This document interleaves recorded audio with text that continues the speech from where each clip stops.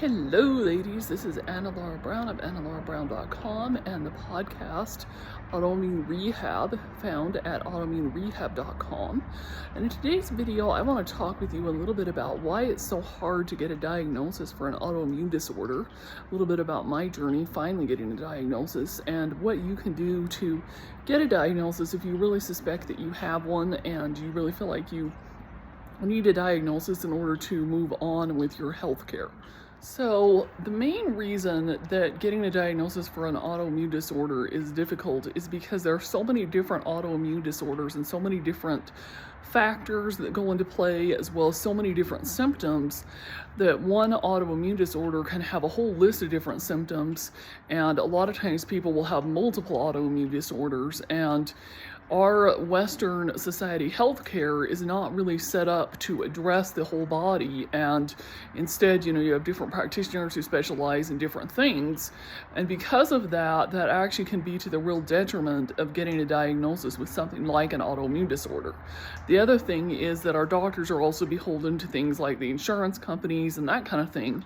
I know in my case, I have Hashimoto's. I had it for probably at least 5 years before I finally got a diagnosis, and then while I'm filming this video, it's been a little bit more than 5 years now since I've actually had my diagnosis. And the challenge for me was that it took me 3 doctors to finally get the diagnosis, and even on the 3rd doctor, originally I did my lab work through a lab that was where the insurance was gonna pay for it. He also offered labs there in his office, but because he's a naturopathic doctor, the labs there in his office were not covered by insurance. So originally I tried the other insurance-covered labs, and even though he specifically wrote down on the paper to test for my thyroid antibodies, they still didn't do it. And the rationale for that is that, a lot of times you feel like it's not necessary or insurance doesn't want to pay for it. And in order to get that diagnosis of Hashimoto's, they have to have that test. So I literally ended up having to pay out of pocket to have the naturopathic doctor run the labs, and that's when I finally got my diagnosis. So that's another reason. And yeah, so those are, I think, a lot of times the reasons. The other reasons too is I feel like a lot of times, unfortunately, a lot of doctors don't want to listen to us. A lot of times they don't feel like we know what we're talking about, even if we have symptoms and we have a pretty good idea of what our diagnosis might be. A lot of times they just plain don't want to listen. Like, I know the first 2 doctors I went to just completely tried to dismiss the fact that I insisted I had thyroid issues, and they just didn't want to listen to me. And I actually had to come back inside to finish this video. I was trying to do it outside, but I have a little dog who didn't want to come outside with me, and I didn't want to keep the door open, and just the life of a dog sometimes when they don't want to always be obedient.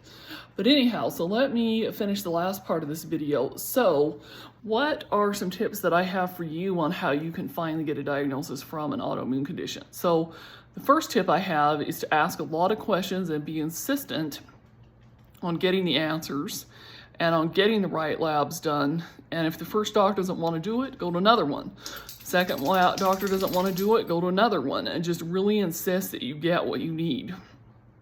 The other tip I also would be for you to try going to some kind of naturopathic or functional medicine doctor if possible, because they are a lot more likely to dig down deep enough and get you the diagnosis. Whereas unfortunately, a lot of doctors that are just trained in Western medicine will probably not do as good a job, especially if it's things related to the thyroid.